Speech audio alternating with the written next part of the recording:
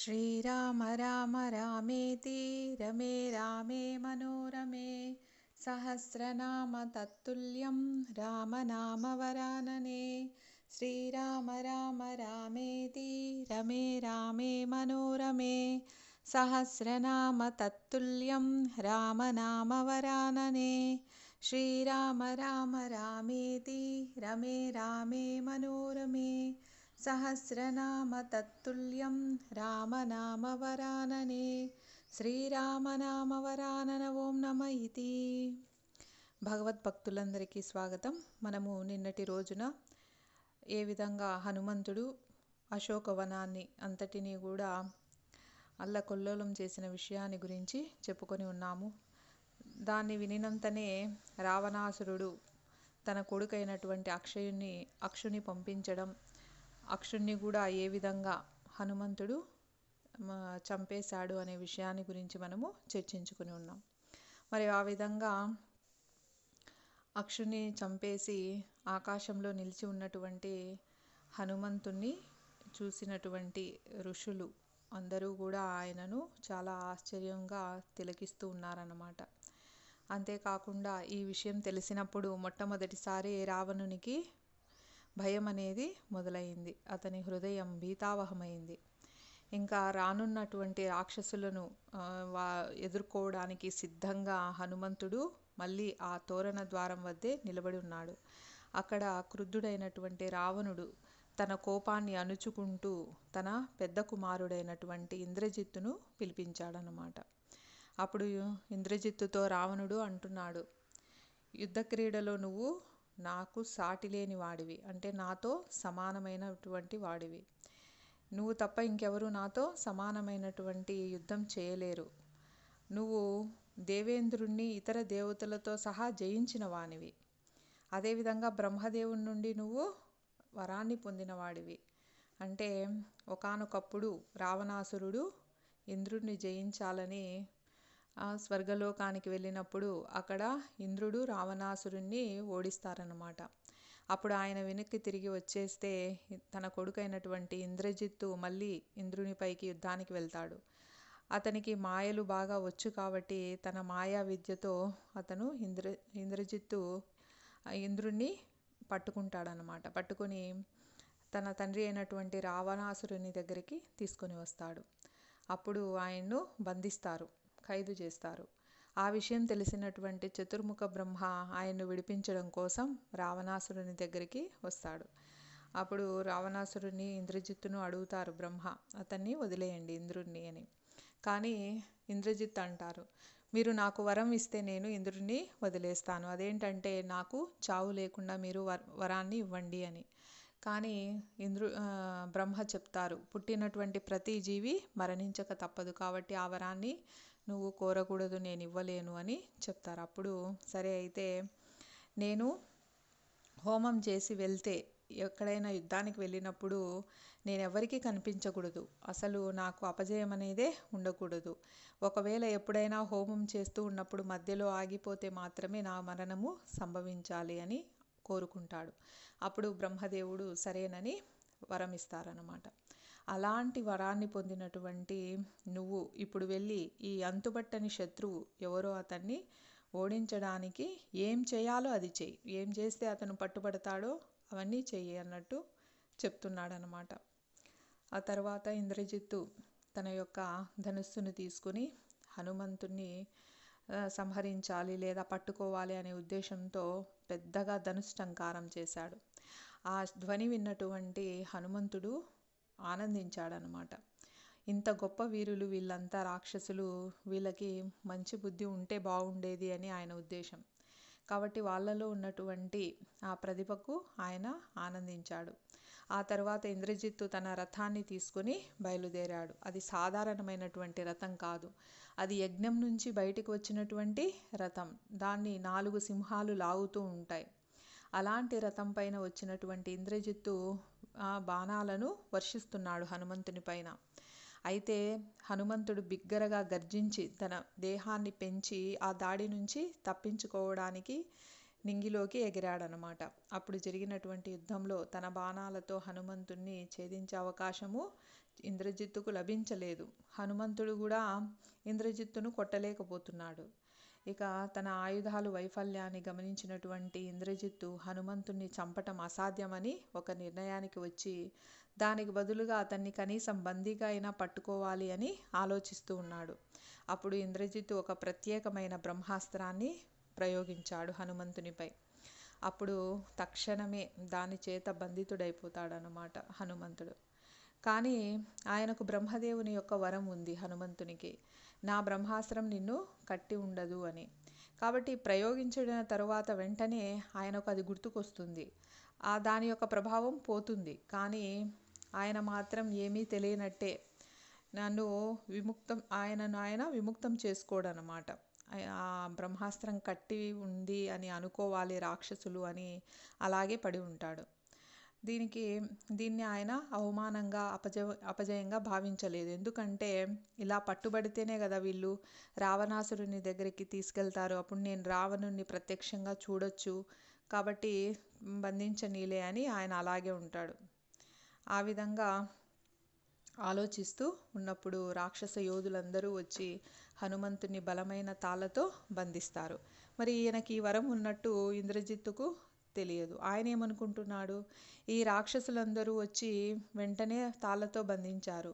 సాధారణంగా బ్రహ్మాస్త్రాన్ని ప్రయోగించినప్పుడు ఇంకా వేరే వేటితో కూడా బంధించకూడదు.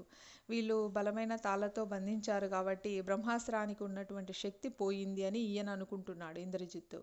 కానీ హనుమంతుడు మాత్రం అలాగే పడి ఉన్నాడు, అలా ఆయన నటిస్తున్నాడు అని ఇంద్రజిత్తుకు అర్థమైపోయింది. కారణం ఏదైనా కూడా బ్రహ్మాస్త్రము అతన్ని కట్టివేయలేదు. కాబట్టి ఆ విధంగా నటిస్తూ ఉన్నాడనమాట హనుమంతుడు.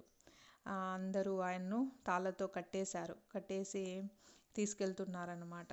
వీళ్ళు ఎంత పని చేశారు, అనవసరంగా బ్రహ్మాస్త్రం యొక్క శక్తిని పోగొట్టారు అని ఇంద్రజిత్తు బాధపడుతూ ఉన్నాడనమాట. ఆ తర్వాత రాక్షసులు ఆయన్ను లాక్కొని పోతూ అనుకుంటున్నారు, ఎవరు ఈ వానరాన్ని పోలినటువంటి ప్రాణి ఇలా ఉంది, దీన్ని మనం వెంటనే చంపేయాలి, చంపేసి బాగా వేయించుకొని తిందాం అంటూ ఉత్సాహంగా చెప్పుకుంటున్నారు. ఇంకా మనకు దొరికిపోయాడు కదా అని వాళ్ళు ఉత్సాహపడుతున్నారన్నమాట. హనుమంతుడు రావణునికి ఎదురుగా నిలబడి ఉన్నాడు. ఇప్పుడు హనుమంతుడిని ప్రశ్నించాల్సినటువంటి రావణుడు, నేను ఇంతటి చక్రవర్తిని ఒక వానరంతో మాట్లాడటమా అని ఆలోచించి ఆయన తన మంత్రులకు ఆదేశించాడనమాట.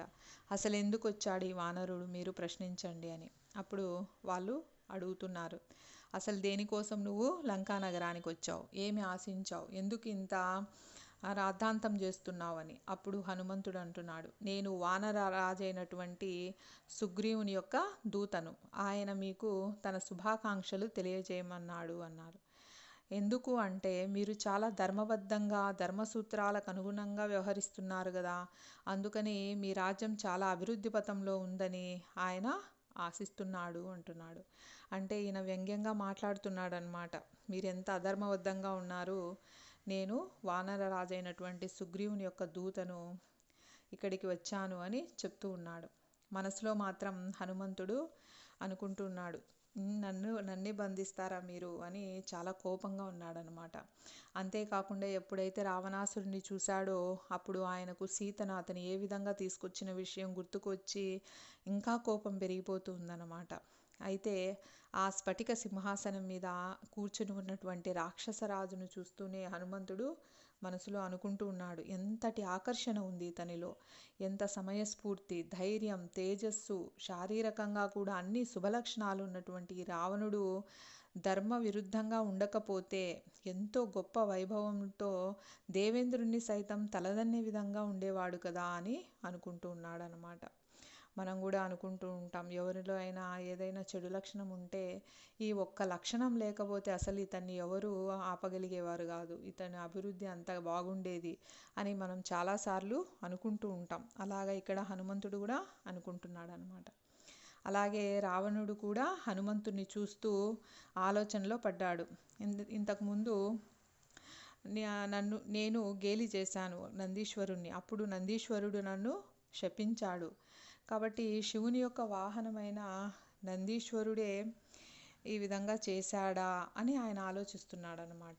అంటే ఒకసారి ఏం జరిగిందంటే రావణాసురుడు పుష్పక విమానంలో కైలాస పర్వతానికి వెళ్తూ ఉన్నారన్నమాట. కైలాస పర్వతం మీదుగా వెళ్తూ ఉన్నారు. వెళ్తూ ఉంటే కింద కైలాస పర్వతంలో పార్వతీ పరమేశ్వరులు నృత్యం చేస్తూ ఉన్నారు. అయితే అక్కడికి వెళ్ళేసరికి రావణాసురుని యొక్క విమానము కదలలేదు, ఆగిపోయింది. ఎందుకు వెళ్ళలేదు అని అడిగితే అక్కడ ఉన్నటువంటి వాళ్ళ మంత్రులు అందరూ చెప్తారు, కింద పార్వతీ పరమేశ్వరులు నాట్యం చేస్తున్నారు, వాళ్ళు ఉన్నారు కాబట్టి ఇక్కడ పుష్పక విమానం వెళ్ళదు అని అంటారు. అప్పుడు రావణుడు అంటున్నాడు, పరమేశ్వరునికి అసలు బుద్ధి లేదా, నేను వెళ్తున్నానని తెలీదా, నన్ను ఆపుతారా ఇలా అని చాలా అహంకారంతో మాట్లాడతాడనమాట. ఇంకా కిందికి దిగి పరమశివునితో మాట్లాడాలని వస్తూ ఉంటాడు. అప్పుడు ముందు నందీశ్వరుడు ఎదురవుతాడనమాట. ఎవరు నువ్వు, ఎందుకు వస్తున్నావని అంటాడు. అంటే నందీశ్వరుని యొక్క ముఖాన్ని చూసి, ఒక కోతిని చూసి ఎగతాళిగా నవ్వినట్టు రావణాసురుడు నవ్వుతాడు. నవ్వితే అప్పుడు నందీశ్వరుడు కోపంతో చెప్తాడనమాట, ఏ కోతితో నన్ను పోల్చి ఎగతాళి చేశావో ఆ కోతులే వచ్చి నిన్ను నీ లంకా పట్టణాన్ని నశింపచేస్తాయి అని శపిస్తాడు. ఎప్పుడైతే నందీశ్వరుడు ఆ మాట అంటాడో వెంటనే దేవతలు అందరూ కూడా పుష్పవృష్టి కురిపిస్తారన్నమాట నందీశ్వరునిపై. ఎందుకంటే మామూలుగానే అతనికి నరుల నుంచి వానరుల నుంచి రక్షణ లేదు. అది ఇంకా బలం అవ్వడం కోసం ఇంకా కొంతమంది ఇలా శాపాలు కూడా తోడైతే ఆ కార్యం తొందరగా జరుగుతుందని వాళ్ళ ఆశ అన్నమాట. కాబట్టి దేవతలు పుష్పవృష్టి కురిపిస్తారు. అప్పుడు రావణుడు సరే నేను శివుణ్ణి దర్శనం చేయాల్సిందే అంటే కుదరదన్నమాట. ఇంకా కోపగించినటువంటి అతను శివదర్శనం కాలేదని కైలాస పర్వతాన్ని నేను పికిలిస్తాను అని తన యొక్క 20 చేతులు ఆ కైలాస పర్వత పాదాల కింద పెట్టి పైకెత్తుతూ ఉంటాడు. అప్పుడు ఆ పర్వతం అంతా కదిలిపోతుందన్నమాట. అప్పుడు శివుడికి కోపం వచ్చి తన కాలి బొటనవేలుతో ఆ కైలాసాన్ని నొక్కుతాడు. అప్పుడు రావణాసురుని యొక్క 20 చేతులు కూడా పర్వతం కిందనే ఉండిపోతాయి. అలా 1 సంవత్సరం పాటు అలా ఉండిపోతాడనమాట. ఆ బాధ తట్టుకోలేక గట్టిగా కేకలేస్తూ ఉంటాడు. ఆ రవానికి, అంటే రవం అంటే శబ్దాలు అన్నమాట. ఆ రవానికి అందరూ కూడా ముల్లోకాల్లో ఉన్న వాళ్ళు ఉలిక్కి పడతారన్నమాట. అక్కడ ఉన్నటువంటి మంత్రులు చెప్తారు, నువ్వు ఇంతగా అరిస్తే ఏమొస్తుంది, నువ్వు సామవేదంతో ఈశ్వరుణ్ణి స్తోత్రం చెయ్యి అని సలహా ఇస్తారు. మనం కూడా అనుకుంటూ ఉంటాం అన్నమాట, ఏదైనా పని చేస్తూ ఉన్నప్పుడు అబ్బా ఎంత కష్టం వచ్చింది, ఈ పని నేను చేయాల్సి వచ్చింది, ఇంత కష్టపడాలనా అని తిట్టుకుంటూ చాలామంది చేస్తూ ఉంటారనమాట. కొంతమంది అంటే అదే పనిని మనము ఈశ్వరునికి అర్పణాభావంతో చేస్తే కనీసం కొంచెమైనా మంచి ఫలితం ఉంటుంది. మనం ఒకానొక సమయంలో నేను ఒక కథ చదివానన్నమాట. అందులో 2 వ్యక్తులు ఉంటారు. వాళ్ళిద్దరూ కూడా రెక్కాడితే కానీ డొక్కాడనటువంటి వాళ్ళు. మరి ప్రతిరోజు పనికి వెళ్తే కానీ వాళ్ళకు భోజనము లభించదన్నమాట. అలా పని చేస్తూ ఉంటే ఒకతనేమో, స్వామి కనీసం నాకు బ్రతకడానికి ఈ పనైనా కల్పించావు, చాలా కృతజ్ఞతలు అని చక్కగా ఎప్పుడూ భగవంతుని ధ్యానం చేసుకుంటూ పని చేస్తాడనమాట. వచ్చిన డబ్బుల్ని చాలా మంచి విషయాలకు, అంటే భోజనం చేయంగా మిగిలిన డబ్బులని ధార్మికమైన పనులకే ఉపయోగిస్తూ ఉంటాడు. తన యొక్క కుటుంబాన్ని జాగ్రత్తగా చూసుకుంటూ ప్రతిదానికి భగవంతునితో చాలా కృతజ్ఞతలు చెప్తూ ఉంటాడనమాట. కానీ 2వ వ్యక్తి మాత్రము, నా కర్మ ఇలా తగలడింది, నేను ఈ పని చేయాల్సి వచ్చింది, ఎండకి ఇంత కష్టపడాల్సి వచ్చిందని. ఇద్దరూ చేసేది ఒకే పనే, కానీ అతనేమో ఇలాంటి మనస్తత్వం కలిగి భగవంతునికి కృతజ్ఞతలు చెప్తూ తన జీవితాన్ని సాగించాడు. ఇంకొకతనేమో ఇంత బాధపడుతున్నాను, ఎప్పుడు ఈ గొడ్డు చాకిరి గాడిదలాగా కష్టపడాలి అని తిట్టుకుంటూ పనిచేస్తున్నాడు. అలా ఇద్దరి జీవితాలు గడిచిపోతాయన్నమాట. వాళ్ళు చివరికి తమ దేహాలను వదిలేస్తారు. ఎవరైతే ఎప్పుడు భగవంతునికి కృతజ్ఞతలు చెప్తూ పని చేశాడో అతను మళ్ళీ జన్మలో ఒక గొప్ప కోటీశ్వరుడిగా జన్మిస్తాడు. జన్మించి అందరికీ కూడా చక్కగా దాన ధర్మాలు చేస్తూ ఇంకా ఉన్నతమైనటువంటి లోకాలను పొందుతాడు తర్వాత కాలంలో. కానీ ఎవరైతే ఎప్పుడు గాడిద చాకరీ చేస్తున్నాను అని తిట్టుకుంటూ చేస్తున్నాడో అతను మళ్ళీ జన్మలో గాడిదలాగే పుడతాడు. మళ్ళీ ఒక గాడిదలాగా పుట్టి బరువులు మోస్తూ తన జీవితాన్ని వెలబుచ్చుతాడనమాట. కాబట్టి మనందరము కూడా జీవితాన్ని గడపాల్సిందే. అయితే ఈ బాధలను అనుభవించాల్సిందే. కానీ మనం ఆ జీవితాన్ని గడుపుతూ బాధల్ని అనుభవించేటప్పుడు ఏ దృక్పథంతో దానిలను మనం స్వీకరిస్తున్నాం, చూస్తున్నాం అనేది ముఖ్యమైన విషయం అన్నమాట. మన కర్మను మనం పోగొట్టుకుంటున్నాము అనే ఉద్దేశంతో మనము ఈ పనులు చేసుకుంటూ వెళ్ళామనుకోండి, కనీసం నెక్స్ట్ జన్మలో అయినా మనం ఉత్తమమైన కుటుంబంలో జన్మిస్తాం. ఆ తర్వాత అయినా మనము భగవద్ధామానికి వెళ్ళగలుగుతాం. అలా కాకుండా ఎప్పుడూ కూడా చీదరించుకుంటూ, పక్క వాళ్ళని తిట్టుకుంటూ, మన బాధలకు పక్కన వాళ్ళని దోషులుగా నిలబెడుతూ మనం పనులు చేసుకుంటూ ఉంటే మళ్ళీ అలాంటి నీచమైన జన్మల్లోకే వెళ్ళిపోతామన్నమాట. కాబట్టి మన యొక్క బాధలకు ఎప్పుడూ కూడా పక్క వాళ్ళను మనము కారణంగా చూపించడం అనేది చాలా పెద్ద పొరపాటు. కాబట్టి మన కర్మనే మనం అనుభవిస్తున్నాం, ఈ రూపంలో వచ్చింది అని మనం ఎప్పుడు కూడా ఆలోచన చేస్తూ ఉండాలి. అందుకే ఇవన్నీ మనము సాధన చేస్తూ ఉండాలి జీవితంలోని ప్రతి సందర్భంలో. అందుకే మనల్ని సాధకులు అని అంటారన్నమాట. కాబట్టి మరి నువ్వు ఆ విధంగా అరవడం ఎందుకు? దాని బదులు నువ్వు సామవేదంతో ఈశ్వరుణ్ణి స్తోత్రం చెయ్యి అని సలహా ఇస్తారు. అప్పుడు రావణుడు ఇలా స్తోత్రం చేస్తాడు. సామవేదాన్ని ఉపయోగించి అందులోని శ్లోకాలతో స్తోత్రం చేస్తే ఈశ్వరుడు ప్రసన్నుడవుతాడనమాట. ఆయన అప్పుడు ఆయన్ని బయటికి వచ్చేలాగా పర్వతం మీద నుంచి తన బొటనవేలును తిరిగి పక్కకి తీసేస్తాడు. అప్పుడు ఆయన అంటాడనమాట, నీవు ఎంత గట్టిగా అరుస్తున్నావంటే నీ రవం అనేది 3 లోకాల్లో కూడా వినిపిస్తుంది, కాబట్టి నువ్వు రావణునివి అని అంటున్నారు. అయితే ఆయన ఏమనుకున్నాడు, ఇది తన బిరుదుగా అనుకొని ముందు అయితే రావణాసురుని పేరు దశకంఠుడు. ఈ విధంగా రవం చేయడం వల్ల అతనికి రావణుడు అనే పేరు నిలిచిపోయిందనమాట. అప్పుడు ఈశ్వరుడు మళ్ళీ ఆయనకు ఒక ఖడ్గాన్ని కూడా ఇస్తాడనమాట. ఇచ్చి నువ్వు ఏ రోజు ఈ ఖడ్గాన్ని అవమానంగా మాట్లాడతావో, అవమానిస్తావో ఆ రోజు అది నాకు తిరిగి వచ్చేస్తుంది అని చెప్తారనమాట. కాబట్టి ఇక్కడ కూడా మనం ఒక విషయాన్ని గమనించాలి. భగవంతుడు ఏదైనా మనకు ఒక విభూతి అంటే ఒక ప్రతిభను ఇచ్చినప్పుడు దాన్ని మనం భగవత్ సేవలో ఉపయోగించి దాని పట్ల కృతజ్ఞతతో ఉంటే అది ఎప్పుడూ మనతోనే ఉంటుంది. కానీ ఎప్పుడైతే మనము అధర్మ కార్యాలకు మన ప్రతిభను ఉపయోగిస్తామో అప్పుడు వెంటనే భగవంతుడు మళ్ళీ ఏ విధంగా ఇక్కడ శివుడు నా దగ్గరికి వచ్చేస్తుంది ఖడ్గం అని చెప్పాడో అలా మన యొక్క ఐశ్వర్యం కానీ, మన అందం కానీ, మన ప్రతిభ కానీ ఏదైనా కావచ్చు, మనం అధర్మానికి మనం దాన్ని ఉపయోగించినప్పుడు మళ్ళీ వెంటనే ఈశ్వరుడు తీసేసుకుంటారన్నమాట. మరి ఆ విధంగా మరి ఈ విధంగా నేను శపించబడ్డాను నందీశ్వరునితో. కొంపతీసి ఏమైనా ఈ నందియే ఇలా వచ్చాడా అని అనుకుంటున్నాడు అనమాట. లేకపోతే అసురరాజైనటువంటి బాణాసురుడు ఏమన్నా ఇలా వచ్చాడా అని ఆలోచిస్తూ ఉన్నాడు. ఆ తర్వాత తన యొక్క మంత్రులలో ముఖ్యుడైనటువంటి ప్రహస్తునితో చెప్తున్నాడు అనమాట, నువ్వు అడుగు ఎందుకు ఇతను వచ్చాడు అని. అప్పుడు ప్రహస్తుడు అన్నాడు, నువ్వు ఎందుకు వచ్చావు, నిజమైనటువంటి కారణం చెప్పు. నిజమైన కారణం చెప్తే నీ ప్రాణాలను మేము తీయము, నేను హామీ ఇస్తున్నాను అని అభయం ఇస్తాడనమాట. అభయం ఇచ్చినప్పుడు హనుమంతుడు ఇలా సమాధానమిస్తున్నాడు. హరే కృష్ణ. వీడియో ఆఫ్ చేసుకోను.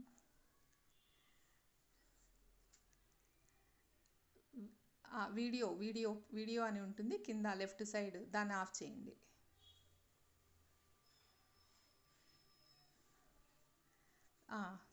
అందుకు సమాధానమిస్తూ హనుమంతుడు కుతూహలంగా చెప్తున్నాడనమాట. నేను చాలా కుతూహలం కలిగినటువంటి ఒక వానరుణ్ణి. కేవలం రావణుణ్ణి కలుసుకోవాలన్న కోరికతో మాత్రమే ఇక్కడకు వచ్చాను. కానీ ఒక వానరునికి రాజదర్శనం ఎలా లభిస్తుంది, అది చాలా దుర్లభం. కాబట్టి నేను ఒక బందీగా అయినా పట్టుబడితే నన్ను రాజసభకు తీసుకువెళ్తారు అన్న ఆశతో నేను ఈ విధంగా చేశాను. ఈ వినోదవనాన్ని ధ్వంసం చేశాను.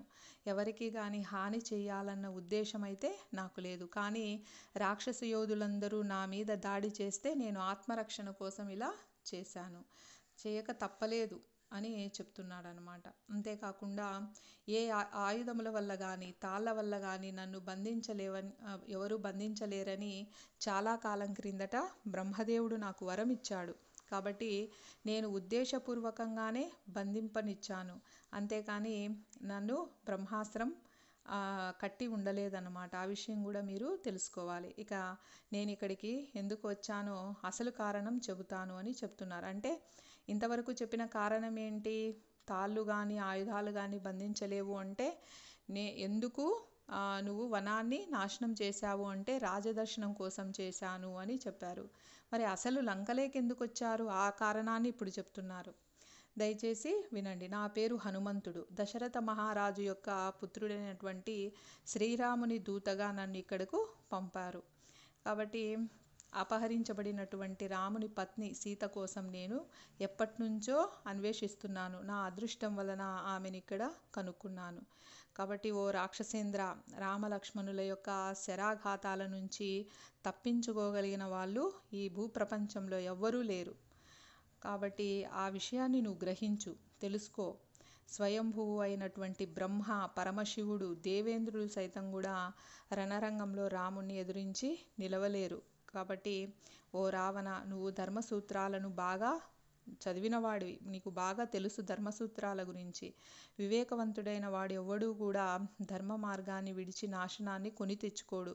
దయచేసి నా సలహా నువ్వు పాటించు. సమయం మించిపోకముందే రామునికి సీతను తిరిగి అప్పగించు.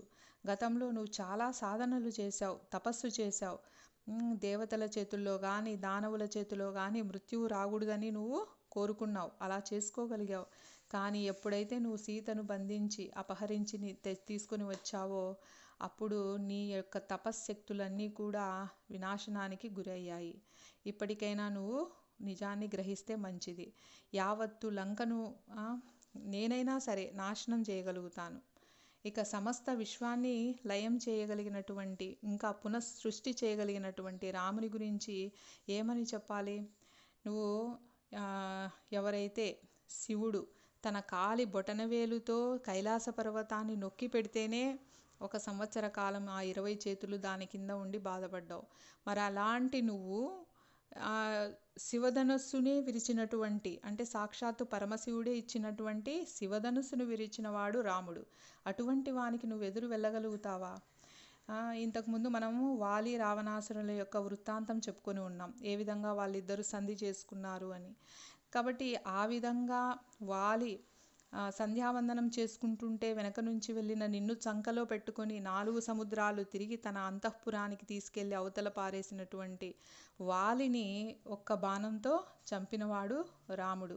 మరి వాలినే నువ్వు జయించలేకపోతావు, మరి వాలిని చంపిన రాముణ్ణి నువ్వు జయించగలవా? ఇంకా కార్తవీర్యార్జునుడు, ఆయన ఒకసారి నర్మదా నదిలో స్నానం చేస్తూ తన 1000 చేతులను అడ్డు పెడితే ఆ నది పొంగి ఆ పక్కనే నువ్వు శివలింగానికి అర్చన చేసుకుంటూ ఉంటే ఆ నది నీళ్లు పొంగి ఆ శివలింగానికి అర్చన చేసిన పువ్వులన్నిటినీ కూడా తీసుకొని వెళ్ళిపోయాయి. ఎవరు ఈ పని చేసింది అని నువ్వు కార్తవీర్యార్జుని దగ్గరికి వెళ్ళి యుద్ధాన్ని ప్రకటిస్తే ఆయన నిన్ను ఓడించి చెరసాలలో బంధించాడు. మరి అలాంటి కార్తవీర్యార్జుని యొక్క 1000 చేతులను నరికినవాడు పరశురాముడు. అలాంటి పరశురాముని చేతిలో ఉన్నటువంటి విష్ణు చాపాన్ని కూడా ఎక్కుపెట్టినవాడు రాముడు. అటువంటి రాముని ముందు నువ్వు నిలవగలవా? మరి ఈ మధ్యకాలంలోనే 14,000 మంది సైన్యంతో రాక్షసులతో కరదూషణాదులను నువ్వు పంపిస్తే వాళ్ళందరినీ కూడా మట్టుపెట్టినటువంటి, అతి తక్కువ కాలంలో సంహరించినటువంటి గొప్ప వీరుడు రాముడు. అలాంటి రామునికి నువ్వు ఎదురెళ్తున్నావు. కాబట్టి ఆలోచించుకో. ఇప్పటికైనా కూడా నువ్వు నీ అవివేకాన్ని వదిలిపెట్టు అని ఎంతో చెప్పాడనమాట. అయితే హనుమంతుని ప్రసంగం వలన రామునిలో కొంచెం కూడా మార్పు రాలేదు. ఇంకా ఆయనకు కోపం ఎక్కువైపోయి తన ఎర్రటి కళ్ళతో చెప్తున్నాడనమాట, ఇక ఈ వానరుణ్ణి తక్షణమే వధించండి అని కేక పెట్టాడు. చూడండి, ఎవరైనా సరే మన తప్పుల్ని ఎత్తి చూపినప్పుడు, మన శక్తి సామర్థ్యాలు నీకు ఇంత లేవు అని చెప్పినప్పుడు, అవును నాకంత శక్తి లేదు, నేను నాకు తగిన దాన్ని ఎంచుకోవడం మంచిది, నేను ఇలా చేసి ఉండకూడదు, ఇంతవరకు చేసింది పొరపాటు, ఇక నుంచి మంచి మార్గంలో వెళ్ళాలి అని మారిన వాళ్ళని మనము బుద్ధిమంతులు అని అంటాం. అలా కాకుండా ఎవరైతే తమ యొక్క లోపాలను ఎత్తి చూపుతారో వాళ్ళపైనే క్రోధాన్ని పెంచుకుంటే ఏమవుతుంది? వాళ్ళ నాశనాన్ని వాళ్ళే కొని తెచ్చుకున్నట్టు అవుతుంది. ఇక్కడ రావణుడు కూడా తన యొక్క శక్తిని చూపిస్తున్నా కూడా అర్థం చేసుకోలేకపోతున్నాడు. నన్ను ఓడించిన వాళ్ళందరినీ చంపినటువంటి వాడు రాముడు. మళ్ళీ అలాంటి రాముని యొక్క భార్య సీతను తీసుకొని వచ్చాను కాబట్టి నేను ఇంకా ఆయన్ని ఎదుర్కోగలనా అని ఒక్క క్షణం కూడా ఆయన ఆలోచించలేదన్నమాట. కాబట్టి తక్షణమే ఈ వానరుణ్ణి సంహరించండి, వధించండి అని కేకబెట్టాడు. కానీ విభీషణుడు, రావణాసురుని యొక్క తమ్ముడు, ఆయన చాలా మృదు స్వరంతో చెప్తున్నాడనమాట. ప్రియమైన అగ్రజ అంటే ప్రియమైన అన్న, దూతలను చంపటం భావ్యం కాదు. నువ్వు నిశ్చయంగా మహా విద్వాంసుడవు, అంటే నువ్వు చాలా గొప్ప విద్వాంసుడవు, అన్నీ తెలిసిన వానివి. అయినా కూడా నువ్వు ఎందుకు ఇంత కోపానికి గురవుతున్నావు? కోపం వల్ల నీ జ్ఞానమంతా కూడా బూడిదలో పోసిన పన్నీరే అవుతూ ఉంది అని ఆయన సలహా ఇస్తాడనమాట. అయితే ఈ సలహా రావణునికి నచ్చలేదు. ఎందుకంటే ఆయనకి ఎవరైనా ఏం మంచి చెప్పినా నచ్చదనమాట. కాబట్టి ఈ దుష్కార్యం చేసిన వాడిని వధించినందువలన మనకు వచ్చే పాపమేమీ ఉండదు, ఆ హనుమంతుణ్ణి చావనీయండి అని మళ్ళీ ఆయన కోపంగా బదులు పలికాడు. అప్పుడు విభీషణుడు ఇలా వాదిస్తున్నాడనమాట. దూతను చంపవచ్చునని శాస్త్రాల్లో ఎక్కడా లేదు, కానీ అతని యొక్క అంగాన్ని విచ్ఛేదం చేయడం కానీ, కొరడా దెబ్బలు కొట్టడం కానీ, శిరోముండనం అంటే గుండు చేయడం కానీ, వాతలు పెట్టడం కానీ ఇలాంటి శిక్షలను మాత్రమే విధించవచ్చు. కానీ ప్రాణాలను తీసేలాగా శాస్త్రాలలో ఎక్కడా వ్రాయబడలేదు. కాబట్టి ప్రియమైన రావణ, నీ వంటి ధీరులు ఇలా నియంత్రణ లేని కోపంతో ఎప్పుడూ కోపానికి బలి కాకూడదు. అంటే నువ్వు కోపానికి బలే ఇతన్ని చంపేస్తే శాస్త్రాలను ఉల్లంఘించిన వానివవుతావు అని చెప్తున్నాడనమాట. ఆయన ఎప్పుడో శాస్త్రాలను తనకు అనుకూలంగా మార్చుకున్నాడు, కానీ కనీసం హనుమంతుని విషయంలో కొంచెమైనా చూపించాలి కరుణ అనే భావనతో చెప్తున్నాడు విభీషణుడు. నువ్వు హనుమంతుణ్ణి వధించడం కాక హనుమంతుణ్ణి ఇక్కడకు పంపిన శత్రువును వధించడానికి ప్రయత్నించు. అంతే కదా. వచ్చిన దూత ఏం చేస్తాడు మరి? ఆ పంపించిన వాళ్ళెవరు? రామలక్ష్మణులు. వాళ్ళ మీద నీ పగ తీర్చుకో, అంతేగాని ఈ వానరాన్ని నువ్వు ఎందుకు చంపాలనుకుంటున్నావు? కాబట్టి అలా చేయవద్దు అని చెప్తున్నాడు.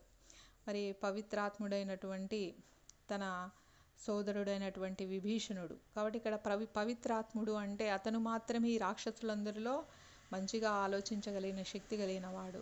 అలాంటి సోదరుని యొక్క మాటల ప్రభావం వలన ఎట్టకేలకు ఆయనకు కొంచెం కోపం తగ్గిందనమాట. తగ్గి మరి వానరులు తమ తోకలను చాలా అపురూపంగా భావించుకుంటారు. అందువలన ఈ హనుమంతుని తోకకు నిప్పు పెట్టి లంకానగర వీధుల్లో అంతా ఊరేగించండి. ఇతను ఎలాంటి వీరుడు అప్పుడు ప్రజలు తెలుసుకోగలుగుతారు. ఆ తర్వాత కాలిపోయినటువంటి ఆ తోకతో అతన్ని వదిలేసేయండి. ఆ కాలిన తోకను చూసుకుంటూ అతను తన బంధువుల వద్దకు పోయినప్పుడు అతని యొక్క అవమాన బాధను మనం చూడొచ్చు. అది లేకపోతే అతని యొక్క అవమాన బాధతో అతను ఏమైనా తనే ప్రాణాన్ని కూడా వదలొచ్చు. కాబట్టి ఆ బాధను అతను పొందాలి అని చాలా క్రూరంగా చెప్తున్నాడనమాట. ఈ ఆజ్ఞ రావటంతోనే రాక్షసులు ఎప్పుడెప్పుడా అని ఎదురు చూస్తున్నారు. వాళ్ళు ఎప్పుడు ఒకరిని హింసించడానికి సిద్ధంగా ఉంటారనమాట. వెంటనే వాళ్ళందరూ అక్కడ పాత వస్త్రాలన్నీ తెచ్చి అన్నీ బాగా తోకకు చుడతారనమాట. చుట్టి దానిపైన నూనెనంతా వేస్తారు, వేసి నిప్పు అంటిస్తారు. అప్పుడు హనుమంతుడు చాలా కోపంతో తన యొక్క శరీరాన్ని పెద్దగా చేస్తాడనమాట. చేసి తోకను అటు ఇటు జులిపిస్తూ దాంతో రాక్షసులను బాదుతూ ఉంటాడు. అయితే రాక్షసులు మాత్రం హనుమంతుని పట్టుకొని గట్టిగా బంధిస్తారు. నిజానికైతే హనుమంతుడే లంకా నగరమంతా తిరిగి చూడాలి అని అనుకుంటాడు. అసలు ఇక్కడ రక్షణ వ్యవస్థ ఎలా ఉంది, ఎవరిన్లు ఎక్కడ ఉంది, గూఢచారులు ఎంతమంది ఉన్నారు, అసలు ఈ నగరంలో దారులు ఎలా ఉన్నాయి అని చూడాలని అనుకుంటాడు. కాబట్టి వాళ్ళకు దొరికిపోతాడనమాట. ఇంకా అప్పుడు రాక్షసులు ఆయన్ను ఆ నగర వీధుల గుండా మొరటుగా ఈడుస్తూ తామొక గూఢచారిని పట్టుకున్నాము అని ప్రజలకు చాటింపు వేస్తూ వెళ్తున్నారు. మరి ఆయన్ను చూడ్డానికి స్త్రీలు, పిల్లలు, పెద్దలు అంతా కూడా ఇండ్ల నుంచి బయటకు వచ్చారనమాట. అక్కడ సీతకు కావలి ఉన్న రాక్షస స్త్రీలు హనుమంతుని పరిస్థితి గురించి ఆమెకు చెప్తారు. అది వింటూనే సీత ఎంతగానో బాధపడుతుంది. అప్పుడు ఆమె అగ్నిదేవుణ్ణి ధ్యానిస్తుందన్నమాట. నేను భక్తి చేత కానీ తపస్సాధనల చేత కానీ ఏదైనా పుణ్యాన్ని ఆర్జించి ఉంటే ఆ పుణ్యము ఇప్పుడు వినియోగమై హనుమంతునికి ఆ అగ్ని శీతలమగుగాక అని ప్రార్థిస్తుంది. మరి అగ్నిదేవుడు కూడా దేవతలందరూ కూడా హనుమంతుని వైపే కదా ఉండేది. కాబట్టి ఆయన ఆ ప్రార్థనను వింటాడు. వెంటనే హనుమంతుడు మహాయోధుడిని, శ్రీరాముని బంటును అయిన నేను ఇలా బంధితునై ఉండి ఈ రాక్షసుల యొక్క అవహేళనకు గురి కావటం మామూలుగా అయితే ఇది మంచిది కాదు, ఇంకా ఈ జరిగిన అవమానం చాలు అని అనుకున్నాడు. కానీ రెప్పపాటులో ఆయన ఏం చేశాడు, తన యొక్క శరీరాన్ని చిన్నగా కుదించుకొని పెద్దగా ఉన్నవాడిని తాళ్ళతో కట్టేసిన తర్వాత ఆయన వెంటనే చిన్నగా అయిపోతే ఆ తాళ్ళన్నీ జారిపోతాయి కదా, అలా ఆ తాళ్ళన్నీ జారిపోయాయి అన్నమాట. అంత ఒక కేక పెడుతూ గాల్లోకి ఎగిరిన హనుమంతుడు మళ్ళీ పెద్దగా తన శరీరాన్ని పెంచాడనమాట. తన అక్కడ ద్వారం వద్ద పడి ఉన్నటువంటి తన ఇనుప గదను మళ్ళీ తీసుకున్నాడు. క్షణంలో కావలి వాళ్ళను చంపివేశాడు. రాముని వద్దకు తిరిగి వెళ్ళేలోగా రావణుని రాక్షసులకు అంటే అందరినీ కూడా బాధకు గురి చేయాలి. కాబట్టి నేనేం చేయాలి అని అనుకుంటూ నా వాలానికి అంటే నా తోకకు అగ్గి పెట్టారు కదా, కాబట్టి ఈ అగ్గితోనే ఈ లంకనంతటినీ ముంచెత్తేస్తాను అని అనుకున్నాడనమాట. అలా నిశ్చయించుకున్న హనుమంతుడు వెంటనే ప్రధానమైనటువంటి మంత్రి ప్రాసాదాగ్రం మీదకి వెళ్ళి అక్కడ ముందు నిప్పంటించాడు. ఆ తర్వాత ఒక ఇంటి కప్పు మీద నుండి మరొక ఇంటి కప్పుకు దుంకుతూ పవిత్రమూర్తి అయినటువంటి ఒక్క విభీషణుని యొక్క ఇంటిని మాత్రం ఆయన వదిలిపెట్టాడు. మిగిలిన అన్ని ప్రాసాదాలకు నిప్పంటించి లంకానగరం అంతటా కూడా మహా అగ్ని జ్వాలలు వ్యాపించాయి. రావణుని యొక్క ప్రాసాదంతో సహా అన్ని ప్రాసాదాలలోకి కూడా హనుమంతుడు ప్రవేశించాడు. ఎలా ఉంది అంటే చాలా ఉధృతంగా అగ్నిజ్వాలలు అదుపు దాటి మండుతున్నాయన్నమాట. ఆ ప్రసాదాలపైన అంతస్తులు శిథిలమై కుప్పలు కూలుతున్నాయి. అంత గొప్ప ఉష్ణోగ్రత వలన, చాలా వేడి వలన అవన్నీ కూడా బంగారంతో పోతబోయబడి ఉన్నాయి కాబట్టి ఆ బంగారు రజతాలు అన్నీ కూడా కరిగి ప్రవహిస్తున్నాయన్నమాట. ముత్యాలు రత్నాలు అన్నీ కలిసి ఉన్నటువంటి ఒక లావానా అన్నట్టు వీధుల్లో ప్రవహిస్తూ ఉంది. తమ ఆస్తులను రక్షించుకోవడానికి ప్రయత్నిస్తూ రాక్షసులు పెద్ద పెట్టున హాహాకారాలు చేయటం వినిపిస్తూ ఉంది. అసంఖ్యాకులైన రాక్షసులు, అశ్వాలు, గజాలు అన్నీ కూడా దగ్ధమైపోతూ ఉన్నాయి. ఇంకా చాలా దయనీయంగా ఆర్తనాదాలు, రోదనలు, మహాధ్వనులు అన్నీ తారాస్థాయికి చేరుకున్నాయి. దగ్ధమవుతున్నటువంటి దేహాలలోని కొవ్వులను అంటే వాళ్ళ రాక్షసుల యొక్క దేహాలు బాగా కొవ్వు పట్టి ఉన్నాయి కదా, మరి ఆ కొవ్వు అంతా కరుగుతూ ఉందన్నమాట చనిపోయిన ఆ దేహాలు మండుతూ ఉంటే. ఆ విధంగా ఇంకా ఎక్కువ ఎత్తుకు అగ్నిజ్వాలలు లేస్తూ ఉన్నాయన్నమాట. అసలు ఈ జగత్తుకంతా విలయం వచ్చిందే అన్నట్టుగా అనిపిస్తూ ఉంది.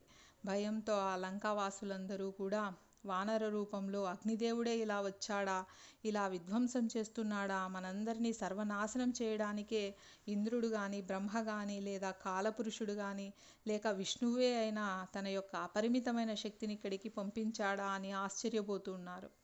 నగరమంతా చుట్టి వచ్చిన తర్వాత హనుమంతుడు ఆగి అగ్నికీలలను చూస్తూ ఉన్నాడనమాట. ఆయన ఎంతో సంతృప్తి చెందాడు. మరి ఎప్పుడైతే సీతామాత అగ్నిదేవుణ్ణి కోరుకునిందో అప్పుడే ఆయన తోకకైతే మాత్రం ఇంత జ్వాలలు వస్తున్నా కూడా ఎలాంటి వేడి తగలడం లేదన్నమాట. అది చాలా శీతలంగా అనిపిస్తూ ఉంది. కాబట్టి ఆయన అనుకున్నాడనమాట, నేను ఇంత గొప్ప రాజకార్యంలో పాల్గొన్నాను కాబట్టి ఈ అగ్నిజ్వాలలు ఎంత ఉజ్వలంగా ఉన్నా కూడా నాకెందుకు ఇంత వేడే కలగలేదు, మంచుతో చుట్టినట్లు అనిపిస్తూ ఉంది అని అనుకున్నాడు. ఆ విధంగా ఆయన ఆ వేడి నుంచి రక్షణ పొందాడు సీత యొక్క కరుణ వలన. ఇంకా అప్పుడు బయటకు వచ్చి నిలబడ్డాడనమాట. నగరం అంతా చుట్టి వచ్చిన తర్వాత హనుమంతుడు అగ్నికీలలను చూస్తూ ఉన్నాడు. అమ్మయ్య, ఇప్పుడు నాకు తృప్తిగా ఉంది. ఇప్పుడు ఈ రాక్షసులందరూ వాళ్ళ యొక్క చర్యలకు అనుభవిస్తున్నారు అని అనుకుంటున్నాడు. మరి సముద్రం వద్దకు వెళ్ళి తన యొక్క తోకను నీటిలో ముంచి చల్లార్చుకొని రాముని వద్దకు తిరిగి వెళ్ళటం గురించి ఆలోచిస్తున్నాడు. మళ్ళీ ఒకసారి లంకను దగ్ధం చేస్తున్నటువంటి అగ్నిని చూసి మరణిస్తున్నటువంటి రాక్షసులు చేస్తున్న ఆర్తనాదాలు విన్నంతనే హనుమంతునిలో ఒక్కసారి భయంకరమైనటువంటి అనుమానం వచ్చింది. అయ్యో, ఇంత లంకనంతా నేను తగులబెట్టి ఎంత మూర్ఖమైన పని చేశాను. సీత కూడా కాలిపోతే మరి నిగ్రహించబడినటువంటి కోపం ఎలాంటిది చూడండి. కోపాన్ని ఎప్పుడూ కూడా అదుపులో ఉంచుకోవాలి. అదుపు లేని కోపం వలన ఎంత పని జరుగుతుంది. నేను నా కోపంతో లంకా నగరాన్ని తగలబెట్టాను అనుకున్నాను, కానీ సీత కూడా అందులో ఉంది. మరి సీత కూడా కాలిపోయి ఉంటే దాని వలన ఇంకా ఈ కోపం వల్ల నా యొక్క విచక్షణ అంతా కూడా శూన్యమైపోయింది. కాబట్టి నిజానికి కోపంలో ఉన్న వాళ్ళు ఎలాంటి నిర్ణయాలు తీసుకోకూడదు. తీసుకుంటే ఇలానే ఉంటుంది. క్రోధ వివశుడైన వాడు తన గురువును కానీ తల్లిదండ్రులను సైతం హత్య చేస్తాడు. అలాంటిది కోపం. కాబట్టి అంతేకాకుండా మహాత్ములను కూడా అవమానిస్తారు. తన క్రోధాన్ని నిగ్రహించుకోవడం నేర్చుకున్న వ్యక్తే మానవుడని పిలువదగిన వాడు. కాబట్టి మనం కూడా ఏదైనా కోపం వచ్చినప్పుడు కొద్దిసేపు మౌనం వహించడం మంచిదన్నమాట. లేకపోతే మనం కోపంలో మాట్లాడే మాటలు, చేసే చర్యలు అనేవి ఆ తర్వాత మనం ఎంతో కాలం పశ్చాత్తాపపడవలసిన వానిగా మిగిలిపోతాయి. ఆ విధంగా ఆయన కూడా చాలా బాధపడుతున్నాడు. నేను సీతకు మృత్యువును కలగజేసినట్లయితే, అంటే ఒకవేళ సీత మరణించినట్లయితే నా స్వామిని సైతం నేను హతం చేసిన వాడిని అవుతాను. ఎందుకంటే సీత మరణించిందంటే రాముడు ఖచ్చితంగా ప్రాణాలతో ఉండడు. అందుకు ప్రాయశ్చిత్తంగా నా ప్రాణాన్ని నేను త్యజించాలి అని ఆయన ఆవేశ క్రోధజనితమైన చర్యలకు దారి తీసినటువంటి నా మూర్ఖ స్వభావం చాలా అసహ్యకరంగా ఉంది. ఆవేశపూరితమైన ఈ చర్యలు ఎప్పుడూ కూడా అనర్థదాయకాలే అవుతాయి. కాబట్టి ప్రస్తుతం నేను ఎందరి వినాశనానికో కారణమవుతున్నానని నాకు అనిపిస్తూ ఉంది. సీత మరణించి ఉంటే రాముడు, లక్ష్మణుడు ఎంతో కాలం జీవించరు. అంతేకాకుండా శత్రుఘ్నులు కూడా జీవించరు. సుగ్రీవుడు ఇంకా ఎంతోమంది వానరులు అందరూ కూడా తమ ప్రాణాలను వదిలేస్తారు. ఈ మహోన్నత పురుషుల ఆశ్రయం లేక మిగిలిన జీవరాశులన్నీ కూడా క్రమంగా తమ జీవితాశక్తిని కోల్పోతాయి. అలా నేను సమస్త విశ్వం యొక్క వినాశనానికి హేతువునవుతున్నాను అని చాలా బాధపడతాడనమాట. ఇలా హనుమంతుడు విలపిస్తూ ఉంటే అకస్మాత్తుగా కొన్ని శుభశకునాలు ఆయనకు గోచరిస్తాయి. పుణ్యాత్మురాలైన సీతకు హాని కలిగి ఉండదు. నిజానికి రాముని దయ వలన నన్ను కూడా అగ్ని కాల్చలేదు, చల్లగా ఉంది. కాబట్టి ఒక రామదూతనైన నాకే ఇంత అగ్ని సహకరించినప్పుడు మరి సాక్షాత్తు రాముని యొక్క సతి అయినటువంటి ప్రియతమ సహధర్మచారిణి అయినటువంటి సీతను ఎందుకు కాలుస్తాడు? కాబట్టి ఆమెకు ఏ ప్రమాదం జరిగి ఉండదు. ఆమె శీలం పతివ్రతయే ఆమెను కాపాడి ఉంటుంది. కాబట్టి ఆమె చేసినటువంటి తపశ్చర్యలు, సత్యానురక్తి, శ్రీరాముని పట్ల ఆమెకున్నటువంటి అంకిత భావం, వీటన్నిటికీ అగ్ని ఎక్కువ శక్తి ఉన్నది కాదు. కాబట్టి అగ్ని ఏమీ చేయకుండా ఉండి ఉంటుంది అని అనుకుంటూ ఉన్నాడనమాట. అదే సమయంలో అక్కడ సిద్ధులు, చారణులు, ఇతర దివ్య పురుషులు హనుమంతుని యొక్క వీరోచితమైన సాహస కృత్యాలను మాట్లాడుకుంటూ ఉన్నారు. ఇప్పుడు హనుమంతునికి ధైర్యం ఇవ్వడం కోసం వాళ్ళు ఆయనకు చెప్తున్నారనమాట. సీత సురక్షితంగా ఉంది అని వాళ్ళు చెప్పారు. ఆ విషయం వాళ్ళు చెప్పగానే మహదానందపడినటువంటి హనుమంతుడు తన భయాన్ని పోగొట్టుకొని వెంటనే మళ్ళీ సీత ఉన్న చోటికి వెళ్తాడు. ఆమెను చూచి ఆనంద బాష్పాలు రాలుస్తాడు. ప్రియమైన హనుమంత, దయచేసి ఒక్కరోజు నువ్వు ఇక్కడే ఉండు. నీ సాంగత్యం వల్ల నా దుఃఖతాపం నుండి నాకు చాలా ఉపశమనం కలుగుతూ ఉంది అని సీత మళ్ళీ అంటుందన్నమాట. నిజానికి నువ్వు మళ్ళీ రావటం అనేది జరిగింది. నువ్వు రావడం వల్ల నాకు మళ్ళీ కొంత సంతోషం కలిగింది. కాబట్టి నువ్వు వెంటనే వెళ్ళి రాముడు, లక్ష్మణుడు, వానరులు అందరూ తీసుకుని రా.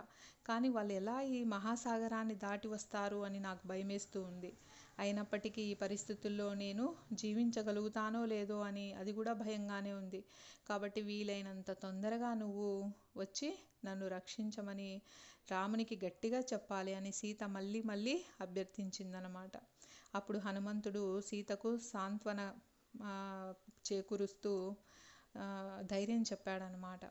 ఆమెను రక్షించటంలో రాముని సమర్థత గురించి ఆమెకున్నటువంటి సందేహాలన్నిటినీ పోగొట్టాడు. ఇంకా తిరిగి వెళ్ళటానికి నిశ్చయించుకున్నటువంటి హనుమంతుడు ఆర్షిత పర్వతాన్ని అధిరోహించాడు. తన కార్యమును పూర్తి చేసుకున్న తరువాత రాముణ్ణి చూడాలన్న ఉత్సుకత వలన హనుమంతుడు పర్వత శిఖరమును తన పాదాలతో అనగదొక్కసాగాడు. ఇంకా పైకి లంఘించాలంటే పాదాలతో కింద బలాన్ని ప్రయోగించాలి కాబట్టి ఆ విధంగా బలప్రయోగం చేస్తే మొత్తం ఆ పర్వతం అంతా కూడా ఎలా ఉంది అంటే దానిపైన ఉన్నటువంటి గంధర్వులు, జంతువులు అందరూ భయంతో పారిపోతున్నారు. హనుమంతుడు లంఘనం చేయడంతో 30 యోజనాల ఎత్తున్న మహాపర్వతం కూడా దిగబడిపోయి భూమి తలానికి సమానంగా అయిపోయిందనమాట. అసలు ఇక్కడ ఒకప్పుడు పర్వతం ఉందా అన్నట్టుగా చదరంగా అయిపోయింది. అంత బలంతో ఆయన లంఘించాడు. మళ్ళీ ఆకాశంలో ప్రయాణిస్తూ హనుమంతుడు మరోసారి గౌరవపూర్వకంగా మైనాక పర్వతాన్ని స్పర్శించాడు. చివరకు మహేంద్ర పర్వతాన్ని సమీపించి హనుమంతుడు తన వానర మిత్రులను కలుసుకునే ఉత్సాహంతో వాల సంచాన అంటే తోకను బాగా ఆడిస్తూ విజయోత్సాహంతో గర్జిస్తూ ఉన్నాడనమాట. హనుమంతుని యొక్క గర్జన వింటూనే అక్కడ ఉన్నటువంటి వానరాలందరూ కూడా అడుగుతున్నారనమాట ఉత్సాహంతో, ఏమై ఉంటుంది, ఈ వీరాది వీరుడు వస్తూ ఉన్నాడు కదా, మరి ఏం జరిగి ఉంటుంది అని అందరూ చూస్తూ ఉన్నారన్నమాట. చూస్తూ ఉంటే హనుమంతుని ఉత్సాహాతిశయమును పెట్టి చూస్తే అతడు తన కార్యంలో సఫలీకృతుడైనాడు అని చెప్పవచ్చు అని జాంబవంతుడు ఇతరులతో చెప్తూ ఉన్నాడు. ఆ విధంగా చాలా విజయవంతంగా హనుమంతుడు సీతా దర్శనం చేసుకొని ఇక్కడికి వచ్చి మళ్ళీ ఇక్కడ ఉత్తర తీరాన ఉన్నటువంటి వానరులందరికీ ఆనందాన్ని కలుగచేశాడు అనే విషయం దగ్గర మనం ఇంతటితో ముగిద్దాము. మళ్ళీ రేపటి రోజున చర్చించుకుందాము. హరే కృష్ణ.